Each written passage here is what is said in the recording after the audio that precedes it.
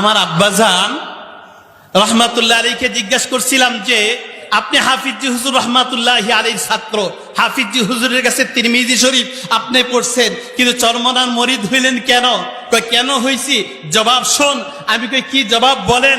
হাফিজি হুজুর রহমাতুল্লাহি আলাইহির সাথে ইতিকাফ করছি, হাফিজি হুজুর রহমাতুল্লাহ আলাইহির পাশে বসা, একটু দূরে মরহুম শায়েখ রহমাতুল্লাহি আলাইহি বসা। हाफिज हुजूर रहमतुल्लाहि अलैहि के जेहेतु बांगा बांगा उर्दू बोलतें तो बोलतें हजरत अगर आप दुनिया से गुजर जाए तो हम किसके पास जाएंगे? आपने दुनिया থেকে বিদায় হয়ে গেলে আমরা কার কাছে যাব?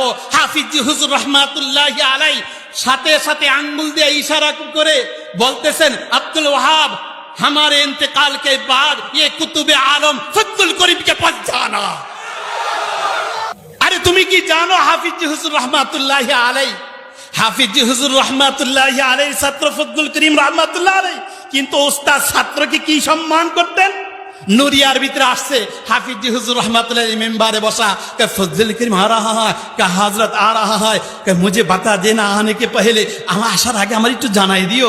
যখন আসার আগে গেটের সামনে দাঁড়াইছে হাফিজ হুজুরকে বলছে হযরত ফজলুল করিম आ गए। হাফিজ হুজুর রহমাতুল্লাহ সাথে সাথে দাঁড়াই গেলেন, কে मुझे उठाओ मुझे उठाओ। হাফিজ হুজুর রহমাতুল্লাহি আলাইহি সাথে সাথে রুমালটা নিয়া बिछाए दिसे फजलुल करीम यहाँ पे बैठ जाओ। फजलुल करीम रहमतुल्लाह रुमाल उठाया, माथार भीतर हजरत आपके रुमाल पर किस तरह मैं बैठूंगा। আমার প্রিয় বন্ধুগণ, তখন তো বলা হয়েছে ফজলুল করিম যখন দুনিয়া থেকে বিদায় হয়েছে রহমাতুল্লাহ আলাইহি, চিনো নাই চিনবা, কিন্তু চিনছি পাই নাই। আজও বলতেছে আমাদের শেখ নো তুমি চিনো নাই চিনবা, তখন পাইবা না। কি কথা ঠিক কিনা?